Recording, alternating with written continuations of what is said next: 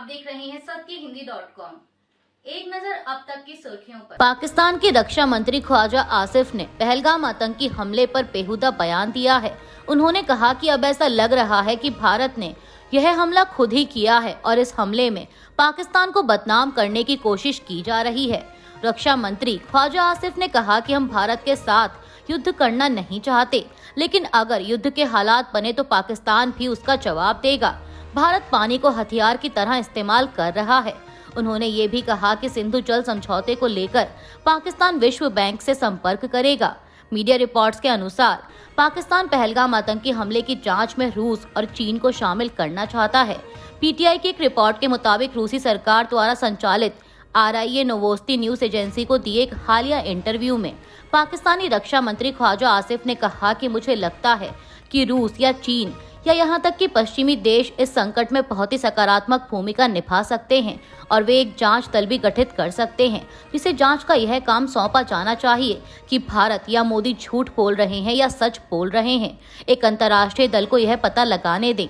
पाकिस्तानी सैनिकों ने जम्मू कश्मीर के पुंछ और कुपवाड़ा जिलों में बिना उकसावे के गोलीबारी करके नियंत्रण रेखा पर संघर्ष विराम का उल्लंघन किया है। सेना के अधिकारियों ने सोमवार को यह जानकारी दी। यह लगातार चौथी रात थी जब पाकिस्तान ने नियंत्रण रेखा यानी LOC पर बिना उकसावे के गोलीबारी की और यह घटना पिछले सप्ताह पहलगाम में हुए आतंकी हमले के बाद नई दिल्ली और इस्लामाबाद के मध्य बढ़े तनाव के बीच हुई है। पीटीआई के मुताबिक एक रक्षा प्रवक्ता ने कहा कि 27 और 28 अप्रैल की रात के दौरान पाकिस्तानी सेना की चौकियों ने कुपवाड़ा और पुंछ जिलों के सामने के इलाकों में नियंत्रण रेखा के पार बिना उकसावे के छोटे हथियारों से गोलीबारी शुरू कर दी। चीन ने पहलगाम आतंकी हमले की त्वरित और निष्पक्ष जांच की मांग की है और भारत के साथ इस्लामाबाद के बढ़ते तनाव के बीच अपनी संप्रभुता और सुरक्षा हितों की रक्षा करने में अपने सदाबहार मित्र पाकिस्तान के प्रति समर्थन व्यक्त किया है। सरकारी समाचार एजेंसी सिन्हुआ ने बताया कि चीनी विदेश मंत्री वांग ही ने रविवार को पाकिस्तान के उप प्रधानमंत्री और विदेश मंत्री इशाक डार के साथ फोन पर बातचीत की। रिपोर्ट में कहा गया है कि पाकिस्तानी विदेश मंत्री ने चीन के विदेश मंत्री, जो कि चीन की कम्युनिस्ट पार्टी की केंद्रीय समिति के राजनीतिक ब्यूरो के सदस्य भी हैं, ने कश्मीर क्षेत्र में आतंकवादी हमले के बाद पाकिस्तान और भारत के बीच नवीनतम तनाव के बारे में जानकारी दी। JNU-SU चुनाव में वामपंथी उम्मीदवारों ने केंद्रीय पैनल के 4 पदों में से 3 पर जीत हासिल कर प्रमुख केंद्रीय विश्वविद्यालय में अपनी पकड़ मजबूत की है, जबकि RSS से संबद्ध ABVP ने संयुक्त सचिव पद पर जीत हासिल कर 9 साल का अंतराल समाप्त किया। जवाहरलाल नेहरू विश्वविद्यालय छात्र संघ चुनाव आयोग द्वारा सोमवार को घोषित परिणामों के अनुसार अखिल भारतीय छात्र संघ के नीतीश कुमार ने अध्यक्ष पद पर जीत हासिल करने के लिए 1702 वोट हासिल किए। वहीं डेमोक्रेटिक स्टूडेंट्स फेडरेशन की मनीषा ने 1150 वोट हासिल कर उपाध्यक्ष पद जीता, जबकि मुंतेहा फातिमा ने 1520 वोट हासिल करके महासचिव पद पर जीत हासिल की। पहलगाम हमले पर कांग्रेस नेता शशि थरूर ने कहा है कि इस बार भारत सर्जिकल स्ट्राइक से कुछ ज्यादा देखने जा रहा है। उन्होंने कहा कि उरी के बाद सरकार ने सीमा पार सर्जिकल स्ट्राइक की और पुलवामा के बाद बालाकोट एयर स्ट्राइक की। आज मुझे लगता है कि हम इससे कहीं ज्यादा देखने जा रहे हैं। यह स्पष्ट है कि हमारे पास कई विकल्प हैं: कूटनीतिक, आर्थिक, खुफिया जानकारी साझा करना, गुप्त और प्रत्यक्ष कार्रवाई। किसी तरह की प्रत्यक्ष सैन्य प्रतिक्रिया की जरूरत है। देश इसकी मांग कर रहा है और इसकी उम्मीद कर रहा है। कोई नहीं जानता कि यह क्या होगा, कहां होगा या कब होगा, लेकिन मुझे पूरा विश्वास है कि कुछ न कुछ प्रतिक्रिया जरूर मिलेगी। बता दें कि कांग्रेस नेता राहुल गांधी साफ कह चुके हैं कि इस मामले में वो सरकार के साथ हैं। कांग्रेस लगातार एक्शन की मांग कर रही है।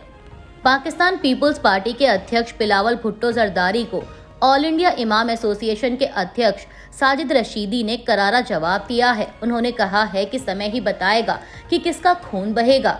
उन्हें अब पानी पर सर्जिकल स्ट्राइक के बारे में सोचना चाहिए। वे पानी की एक एक बूंद के लिए संघर्ष करेंगे। पाकिस्तान में भारत की ओर देखने की ताकत नहीं है।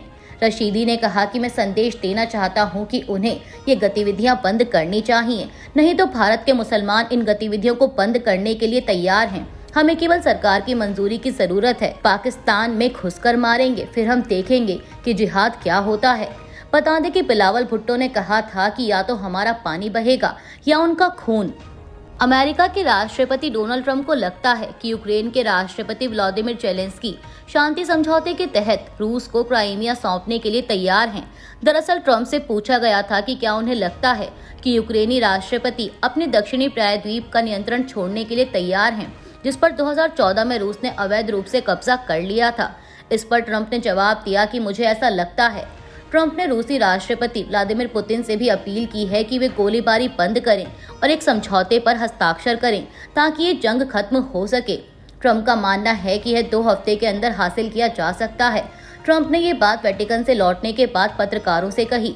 ट्रंप ने 26 अप्रैल को पोप फ्रांसिस के अंतिम संस्कार में शामिल होने के दौरान जेलेंस्की के साथ एक संक्षिप्त बैठक की थी। ट्रंप ने कहा कि बैठक अच्छी रही और क्राइमिया पर बहुत संक्षिप्त चर्चा हुई। ट्रंप की इस हालिया टिप्पणी पर फिलहाल यूक्रेन और रूस की ओर से कोई प्रतिक्रिया नहीं आई है। उत्तर कोरिया ने पहली बार पुष्टि की है कि उसने रूस और यूक्रेन युद्ध में रूस की ओर से लड़ने के लिए अपनी सेना भेजी है। ये जानकारी उत्तर कोरिया की सरकारी news agency Korean central news agency की एक रिपोर्ट में दी गई। रिपोर्ट के मुताबिक उत्तर कोरिया की सेना ने दावा किया कि उसके सैनिकों ने नेता किम जोंग उन के आदेश पर कुसर्ग सीमा क्षेत्र को पूरी तरह से मुक्त कराने में रूसी सेना की मदद की। बता दें कि दक्षिण कोरिया और पश्चिमी देशों की खुफिया एजेंसियां अरसे से कहती रही हैं कि उत्तर कोरिया ने पिछले साल कुसर्ग में हजारों सैनिक भेजे थे। वहीं अब कोरियन समाचार एजेंसी के मुताबिक सैनिकों को तैनात करने का फैसला उत्तर कोरिया और रूस के बीच आपसी रक्षा संधि के अनुसार लिया गया था। कनाडा के वैंकूवर में 27 अप्रैल को लापू लापू दिवस समारोह के दौरान एक कार भीड़ में घुस गई और इस दुर्घटना में 11 लोगों की मौत हो गई। कार चलाने वाले संदिग्ध को गिरफ्तार कर हिरासत में लिया गया है। संदिग्ध की पहचान 30 साल के काइजी एडम लो के तौर पर हुई। संदिग्ध वैंकूवर का ही रहने वाला है। पुलिस ने संदिग्ध को अदालत में पेश किया और उस पर हत्या के कई मुकदमे चलाए जाएंगे। वहीं वैंकूवर पुलिस का कहना है कि इस घटना के पीड़ितों की उम्र 5 से 65 वर्ष के बीच है। वहीं कुछ पीड़ितों की पहचान नहीं हो पाई है। इस मामले की 100 से अधिक पुलिस अधिकारी जाँच कर रहे हैं। अधिकारियों का कहना है कि इस घटना के पीछे का कारण तो स्पष्ट नहीं है, लेकिन साक्ष्य और अपने विश्वास के आधार पर वह कह सकते हैं कि यह आतंकवादी घटना नहीं है। साथ ही बता दें कि फिलीपींस में हर साल 27 अप्रैल को लापू लापू दिवस मनाया जाता है। लापू लापू स्पेनिश उपनिवेशवाद के खिलाफ आवाज उठाने वाले राष्ट्रीय नायक थे। अभी के लिए बस इतना ही। बाकी की खबरों के लिए जुड़े रहिए सत्यहिंदी.com के साथ। Copyright disclaimer under Section 107 of the Copyright Act 1976. Allowance is made for fair use for purposes such as criticism, comment, news reporting, scholarship, and research. Fair use is a use permitted by copyright statute that might otherwise be infringing.